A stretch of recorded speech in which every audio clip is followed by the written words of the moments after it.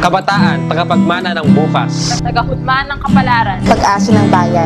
Panahon na para sumuway at maging mapangahas. Sumuway sa kasalukuyang ayos ng tarahasan. Magpumiglas laban sa lupit ng kahirapan. Sumalungat sa karaniwang agos ng kawalang pakialam. Ituwid ang tiwali. Iwaksi ang bulok. Ipagtanggol ang naapi. Kabataan. Magtanong. Maghamon. Pagtangka. Makisangkot.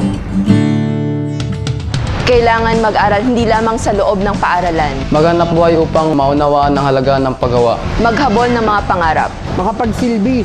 Makilala ang sarili. Maging makabuluhan sa lipunan. Kabataan. Kailangan magpatuloy. Kailangang pumadyak. Kailangang kumampay. Kailangang huminga. Sa oras ng pagkagipit. Nakakakuha ng lakas ang kabataan para lumangoy. Nakaagalit ng mga nagaganap. Katiwalian. Kahirapan. Kawalang katarungan. Pero ang galit natin ang ating armas. Tulad ng ating mga bayani. Nagsilbi sa kapwa at nag-alay ng buhay para sa bansa. Kung kailangang nasa bingit at pinagmumuntik-muntikanan. Doon tayo lalong nagiging matalas. At mas mapangahas. Walang ibang tagapagmana ng bukas kundi tayo. Walang ibang maghuhulma ng bukas kundi tayo. Kabataan, panahon na para sumuway at maging mapangahas. Ngayong eleksyon, susuway tayo sa dikta ng kawalang pakialam at kawalang katiyakan. Hindi tayo magkikimi. Nihihingi ng paumanhin.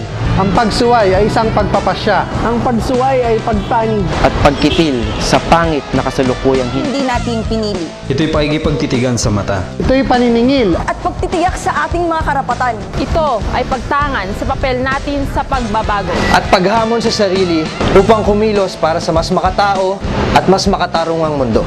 Kabataan. Magtanong. Maghamon. Magtangka. Makisangkot.